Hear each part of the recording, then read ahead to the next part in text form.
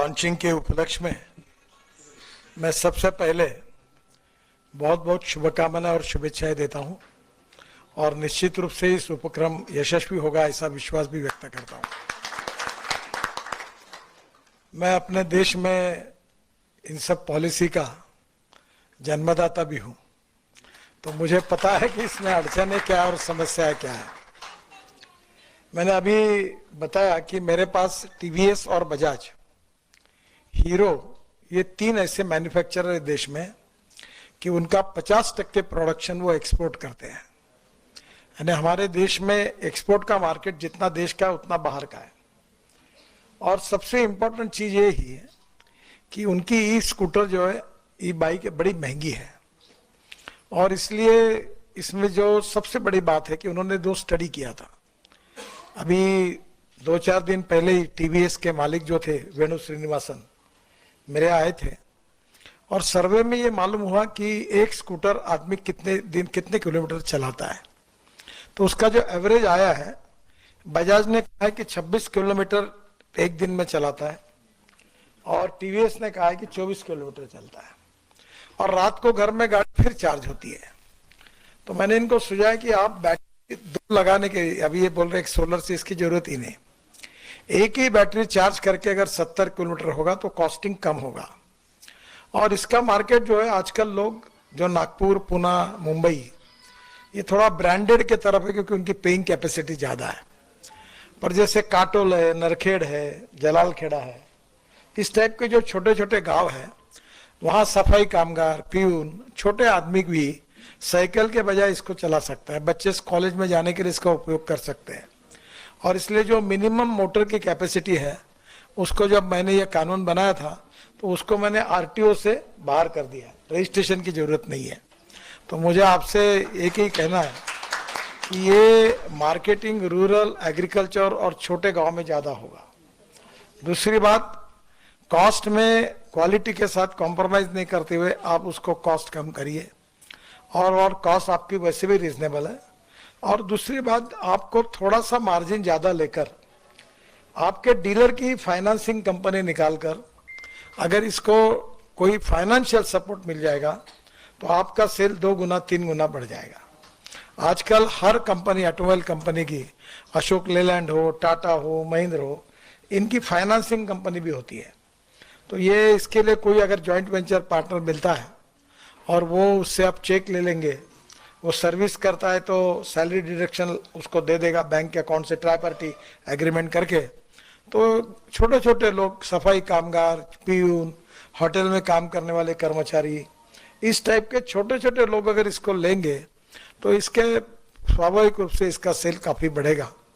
मुझे बहुत खुशी है कि विदर्भ में पहली बार आपने ये कोशिश की और मैं आपको शुभकामनाएं देता हूँ। अभी तक जब से मैंने ई स्कूटर और ई बाइक का जो काम शुरू किया है, 250 लोगों ने शुरू किया है। अरे 250 लोग अब मैन्युफैक्चरिंग में उतरे हैं। इसमें कर्नाटक में, बेंगलोर में बहुत अच्छे अच्छे डिजाइन और काफी रिसर्च हुआ है। अभी तो मैं हाइड्रोजन की गाड़ी पे, दिल्ली मेरे पास है, तो पानी से हाइड्रोजन निकाल कर गाड़ी चलेगी। फिर मैं अभी कल ही मैंने टोयोटो की लॉन्च की। वो ऐसी है कि उसके कैमरी मॉडल था जिसमें 60% पेट्रोल और 40% वही बिजली तैयार करेगा, जो बात आप बता रहे थे। पर मैं किसान हूँ और मेरे सपने का मॉडल ये है जो अभी अगले महीने आ रहा है, जिसके लिए मैं डंडा लेके बैठा हूँ सबके पीछे। वो ये है कि हमारे किसानों का जो इथेनॉल है, जो 60 रुपये लीटर है, उसकी कैलोरी वैल्यू पेट्रोल के बराबर, डीजल के बराबर होगी। और जो अभी टोयोटो के मॉडल्स आ रहे हैं कि 60 रुपये लीटर का इथेनॉल भरने के बाद 40% वही बिजली तैयार करेगा। यानी आपके गाड़ी में 30 रुपये लीटर पेट्रोल की कॉस्ट से आपको एवरेज मिलेगा, एकदम बचत होगी और प्रदूषण से मुक्ति मिलेगी। तो टोयोटो, हुंडई, मर्सिडीज, बीएमडब्ल्यू और बाद में सभी, टाटा से लेकर सब लोगों की गाड़ियां अगले महीने से आ रही है। और बजाज ने और टीवीएस ने और हीरो ने इथेनॉल की लगाई है। आज ही मेरी बात कि इथेनॉल की बाइक नागपुर में लॉन्च कर रहे, बाइक और स्कूटर। तो मैं कोशिश कर रहा हूँ कि अपने किसान के जितने बेटे हैं वो अपने ही फ्यूल को यूज करें। तो ये स्वाभाविक रूप से सस्ता भी है और प्रदूषण से मुक्त भी है। तो मुझे लगता है कि electric, ethanol, methanol, biodiesel, bio CNG, bio LNG और हाइड्रोजन। और हाइड्रोजन में भी 3 प्रकार है। ग्रीन हाइड्रोजन यानी पानी से निकलता है या बायोमास से निकलता है।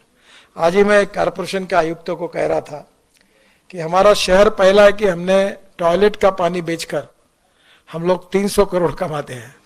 तो मैंने आज ही उनको कहा कि जो सॉलिड वेस्ट को सेग्रीगेट करने के लिए रूफटॉप सोलर लगाओ और वो पानी जो है गंदा पानी, उसी से हम ग्रीन हाइड्रोजन तैयार करेंगे और नागपुर कारपोरेशन की ट्रक, बसेस और कार ये सब उसी पे चलाएंगे। अभी मैं उनको कह के आया कि आप ये प्रोजेक्ट दो। अभी दिल्ली में तो मेरे यहाँ एक मिराई करके गाड़ी है, वो टोयोटो की है। मिराई का जापानी में अर्थ होता है भविष्य, और यही भविष्य है। तो आगे चलकर ये भी गाड़ी को ग्रीन हाइड्रोजन पे कन्वर्ट करना होगा। इसके बाद ट्रक, बसेस, ट्रैक्टर, हवाई जहाज, रेलवे और फैक्ट्री भी। कोयले की जरूरत नहीं, पेट्रोल की जरूरत नहीं, डीजल की जरूरत नहीं, गैस की जरूरत नहीं। पानी से हाइड्रोजन निकलेगा और उसके ऊपर दुनिया चलेगी। और मुझे एक बात लगती है कि मैं 2004 से ये कह रहा हूं, पर आउट ऑफ बॉक्स कोई भी बात लोगों को समझाने में समय जाता है, क्योंकि वो जल्दी मानते नहीं है। जितनी बातें कहता था उतनी सब प्रूव हो गई। तो अब स्वाभाविक रूप से, और ट्रांसपोर्ट मंत्री मैं हूं, और मेरा एक सपना है कि इस देश के पेट्रोल डीजल को, इंपोर्ट को बंद करना। 16 लाख करोड़ रुपए का पेट्रोल डीजल देश में आता है और सब प्रदूषण हमारे देश में होता है। और अगर ये 16 लाख करोड़ में से 5 लाख 10 लाख करोड़ अगर गांव के गरीब किसानों के पास जाएंगे तो गांव के लड़कों को रोजगार मिलेगा। और इसलिए बड़े प्रमाण पर मैं बोलता हूं कि अन्नदाता नहीं, ऊर्जादाता बनो, ताकि गांव में ऊर्जा तैयार हो जाएगी तो कोई किसान नागपुर, मुंबई, कलकत्ता नौकरी मांगने के लिए नहीं आएगा। और अभी वो दिन दूर नहीं है कि अपने खेती में कुआं होगा, ऊपर में रूफटॉप सोलर होगा, वहीं से इलेक्ट्रोलाइजर 1 करोड़। मैंने अभी एक फैक्ट्री का उद्घाटन किया बेंगलोर में, तो पूरे 90% प्रोडक्शन एक्सपोर्ट हो रहा है। तो अब इलेक्ट्रोलाइजर 1.25 करोड़ का है। और जो जनरेटर सेट है वो अभी किर्लोस्कर ने मेरे घर पे ही लगाया यहाँ बिल्डिंग में, जो 100% बायो इथेनॉल पर चलने वाला देश का पहला जनरेटर है। क्योंकि डीजल का भाव 110 रुपए और इथेनॉल का भाव 60 रुपए। तो स्वाभाविक रूप से बचत। और मैं कंस्ट्रक्शन इक्विपमेंट वालों के पीछे लगा हूं।